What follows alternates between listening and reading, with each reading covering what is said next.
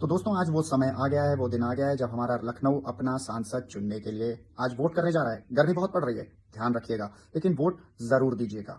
दोस्तों लखनऊ तो traditional seat मानी जाती रही है भारतीय जनता पार्टी की। श्रद्धेय श्री अटल बिहारी वाजपेयी यहां से लगातार इलेक्टेड होते रहे। उसके बाद उनके उत्तराधिकारी बाबूजी लालजी टंडन हो गए और उसके बाद ठाकुर राजनाथ सिंह को यहां से सीट दी गई भारतीय जनता पार्टी द्वारा। गाजियाबाद से शिफ्ट होकर हुआ है। लेकिन देखना यह है कि राजनाथ सिंह ने लखनऊ को क्या दिया। आप सोच के बताइए, दिमाग पे जोर डालिए। अरे वो किसान पथ बन रहा था ना, क्या हुआ उसका? किसान पथ तो कहीं नजर नहीं आता। बहुत लंबी लंबी चौड़ी चौड़ी बातें की गई थी। लेकिन वहीं पर एक ऐसी सरकार आई थी 5 साल के लिए, केवल 5 साल के लिए, 2012 से लेकर 2017 तक, जिसने लखनऊ को बहुत कुछ किया।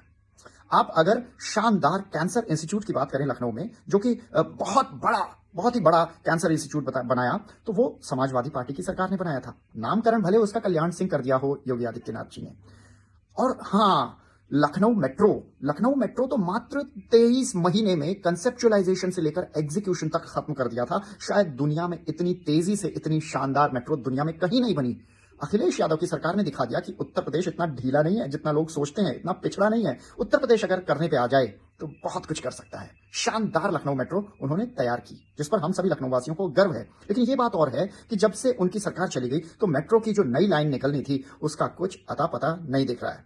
और जनेश्वर मिश्र पार्क, इतना बड़ा, इतना खूबसूरत, इतना जबरदस्त साइंटिफिकली डेवलप किया गया पार्क, जिसमें इतने तरह की वैरायटी के पेड़ हैं, मेडिसिनल प्लांट्स हैं, बच्चों की स्टडी के लिए उसमें तमाम खेलने के इलाके हैं, वहां पर जिम्नेजियम, ओपन जिम भी लगा हुआ है।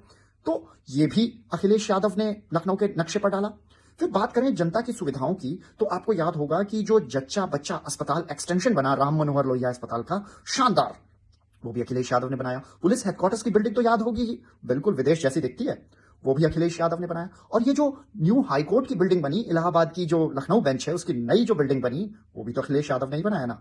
आलमबाग का बस अड्डा देख लीजिए और अवध बस स्टैंड देख लीजिए, जो बस का लोड है उसको डिस्ट्रीब्यूट कैसे किया गया, अखिलेश यादव ने बनाया।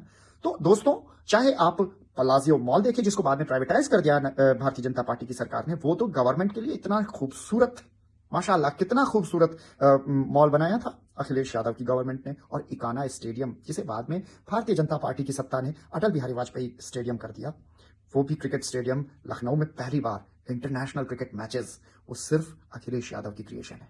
तो दोस्तों, अखिलेश यादव ने कामों में कोई कसर नहीं छोड़ी। आपको पता ही होगा, रिकॉर्ड प्लांटेशन की, क्योंकि वो खुद पर्यावरण वैज्ञानिक हैं। उन्होंने इतने पेड़ लगवाए, हरा भरा कर दिया। और याद है, साइकिल ट्रैक उन्होंने पूरे लखनऊ के चारों तरफ बिछवाया। और किस लिए बिछवाया? क्योंकि वो पर्यावरण को पसंद करते हैं। वो जानते हैं कि इस देश का आदमी, उसको सांस लेने के लिए भविष्य सुरक्षित करने की जरूरत है। और साइकिल न सिर्फ उनका चुनाव चिन्ह है, बल्कि वो एक हेल्दी लिविंग स्टाइल है। दुनिया के जो बड़े बड़े देश हैं, जो सबसे विकसित देश कहे जाते हैं, लिविंग स्टैंडर्ड बेटर है, जो स्कैंडिनेवियन देश हैं, चाहे वो डेनमार्क हो या फिर नॉर्वे हो या फिर हॉलैंड हो, वहां पर साइकिल का प्रयोग बहुत ज्यादा होता है।